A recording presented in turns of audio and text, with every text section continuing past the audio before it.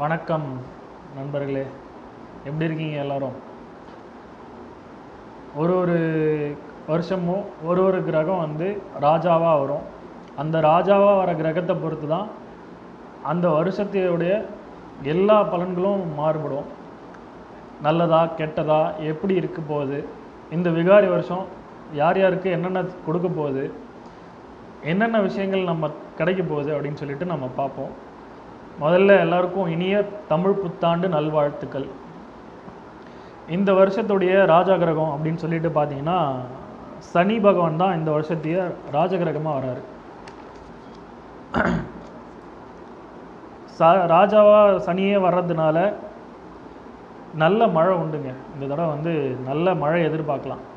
என்னங்க இப்படி இவ்வளோ வெயில் அடிக்குது, மழை பெய்யும் அப்படின்னு சொல்லிட்டு சொல்கிறீங்களே அப்படின்னு. நல்ல மழை உண்டு.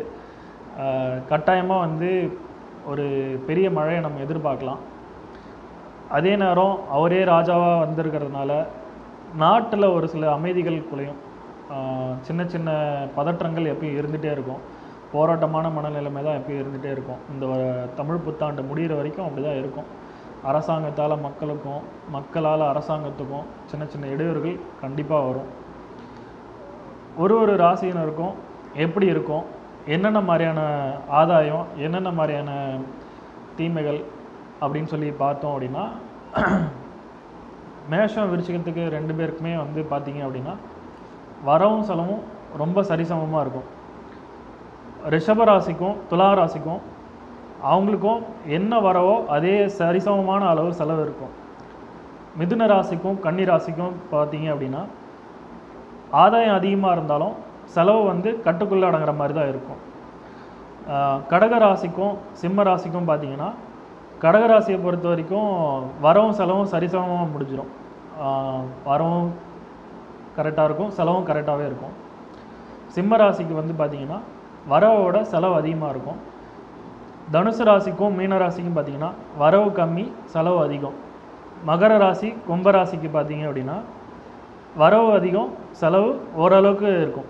வரவோட செலவு கொஞ்சம் கம்மியாகவே இருக்கும், நல்லாவே இருக்கும். இந்த மாதிரி செலவு செய்கிற விஷயங்களில் கொஞ்சம் கவனமாக நடந்துக்கணும் நம்ம சொன்ன ராசிகள்லாம்.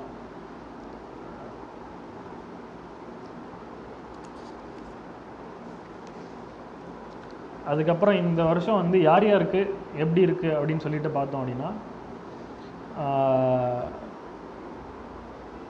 உயர்கல்வி விஷயத்தில் வந்து உயர்கல்வித்துறையில் வந்து நிறைய சீர்திருத்தங்கள் கொண்டு வரப்படுங்க. புதுசாக நிறைய விஷயங்களை நம்ம வந்து முன்னோக்கி எடுத்துகிட்டு போகிற மாதிரியான விஷயங்கள் கண்டிப்பாக நடக்கும். போலியான விஷயங்கள் வந்து பெருகும்.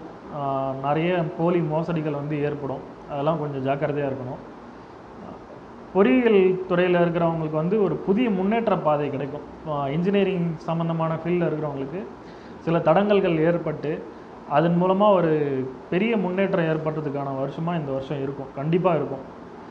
இந்த வருஷம் அதே மாதிரி பார்த்திங்கன்னா பெண்களுக்கு வந்து ரொம்ப மிக முக்கியமான வருடமாக இருக்கும். பெண்களுக்கு, அரசு கலை துறையினருக்கு, அலங்கார பொருட்கள்லாம் செஞ்சு விற்கிறவங்களுக்கு, கணிப்பொறி துறையினர்களுக்கெல்லாம் பார்த்திங்கன்னா, அதாவது கம்ப்யூட்டர் சம்மந்தமான ஃபீல்டில் இருக்கிறவங்களுக்குலாம் வந்து ரொம்ப ஒரு ஏற்றமான ஆண்டாக இந்த வருஷம் இருக்கும்.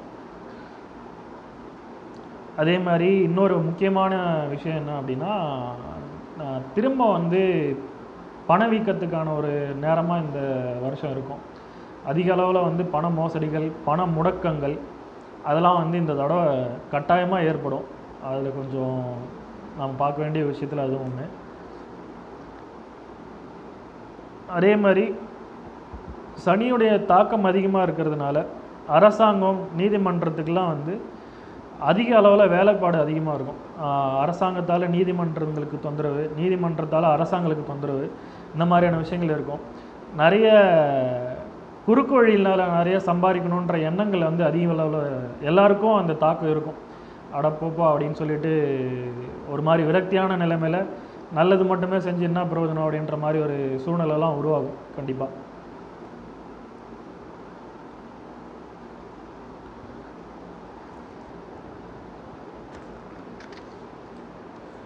அதுக்கப்புறம் ஒரு நட்சத்திரத்தும் எப்படி இருக்குது அப்படின்னு சொல்லிட்டு பார்ப்போம். ஒரு நட்சத்திரத்துக்கும் என்ன மாதிரியான தன லாபம் ஏற்படும், என்ன மாதிரியான விஷயங்கள் ஏற்படும் அப்படின்னு சொல்லி பார்த்தோம் அப்படின்னா, இந்த தடவை வந்து தனலாபம் ஏற்படக்கூடிய நட்சத்திரங்கள்னு சொல்லி பார்த்தோம் அப்படின்னா மகம், பூரம், உத்திரம், அஸ்தம், சித்திரை, சுவாதி, விசாகம், அனுஷம், கேட்டை இவங்களுக்கெல்லாம் இந்த தடவை வந்து தனலாபம் நிச்சயம் ஏற்படும். அதுக்கப்புறம் பார்த்தீங்க அப்படின்னா திருவோணம், அவிட்டம், சதயம், பூரட்டாதி, உத்திரட்டாதி, ரேவதி இவங்களுக்கு ஓரளவுக்கு சுமாரான தனலாபம் ஏற்படக்கூடிய ஒரு ஆண்டாக நிச்சயமாக இருக்கும். நல்ல ஒரு ராஜ மரியாதையோடு இருக்கக்கூடிய ராசிகள் இந்த நட்சத்திரங்கள்னு சொல்லி பார்த்தோம் அப்படின்னா இந்த வருடம் ரோகிணி, மிருகசீரிஷம், திருவாதிரை, புனர்பூசம், பூசம், ஆயில்யம் இந்த நட்சத்திரக்காரங்களுக்கு சிறப்பான வெகுமதிகள் அதிகமாக கிடைக்கும். அதாவது பாராட்டு, புகழ், கௌரவம் இதெல்லாம் வந்து அதிக அளவில் இந்த வருஷம் எதிர்பார்க்கலாம்.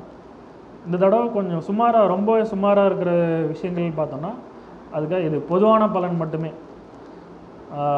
அஸ்வினி, பரணி, கிருத்திகை இந்த 3 நட்சத்திரமும் வந்து சுமாராக இருக்கும். என்ன பண்ணாலும் நமக்கு சரியான அங்கீகாரம் கிடைக்கலையேன்ற ஒரு சின்ன வருத்தம் இருக்கும். அதுக்கப்புறம் மூலம், பூராடம், உத்திராடம் இவங்களும் சுமாராக தான் இந்த தடவை இருக்கும். சின்ன சின்ன பரிகாரங்கள், சின்ன சின்ன விஷயங்கள் நம்ம மாற்றிக்கிறது மூலமாக ஒரு சில விஷயங்களை நம்ம சரி பண்ணிக்க முடியும். அவங்கவுங்களுடைய ஜாதக கட்டங்களை ஜோதிடரை அணுகி என்ன மாதிரியான சாதகமான விஷயங்கள், என்ன மாதிரியான பாதகமான விஷயங்கள் இருக்குது அப்படின்னு சொல்லிட்டு இந்த வருஷத்துக்கான பலன்களை தெரிஞ்சுக்கிட்டு அதுக்கேற்ற மாதிரி நடந்துக்கிறது ரொம்ப நல்ல விஷயத்தை தரும். பொதுவாகவே வந்து ஒரு தமிழ் புத்தாண்டு அப்பயும் புதுசாக பஞ்சாங்கம் வாங்கி சாமி முன்னாடி வச்சு அதுக்கு என்ன மாதிரியான விஷயங்கள்லாம் நம்ம படைப்போமோ எல்லாமே நம்ம வந்து நல்லபடியாக படைச்சி இப்போ அந்த வருஷத்தை பஞ்சாங்கத்தை எடுத்து படிக்கிறது மூலமாக ஐஸ்வர்யங்கள், தனலாபங்கள், நோய் நொடியிலேருந்து விலகிறது எல்லா விதமான சகல சௌபாக்கியங்களும் பஞ்சாங்கம் படிக்கிறது மூலமாகவே கிடைக்கும். ஒருத்தருமே விகாரி வருஷத்துடைய புது பஞ்சாங்கத்தை வாங்கி கடவுள் முன்னாடி வச்சு பஞ்சாங்கம் படிக்கிறதும் பஞ்சாங்கத்தை கேட்குறதும் ஒரு சிறந்த பரிகாரமாக எல்லாருக்குமே இருக்கும். இன்னொரு நல்ல வீடியோவில் உங்கள் எல்லாரையும் சந்திக்கிறேன். உங்களுடைய கேள்விகளை, சந்தேகங்களை கமெண்டில் தெரிவிங்க, ஷேர் பண்ணுங்கள். புதுசாக இருக்கிறவங்க, சேனலுக்கு புதுசாக இருக்கிறவங்க லைக் பண்ணுங்கள். உங்கள் எல்லாரையும் திரும்ப இன்னொரு நல்ல வீடியோவில் சந்திக்கிறேன். மிக்க நன்றி, மகிழ்ச்சி.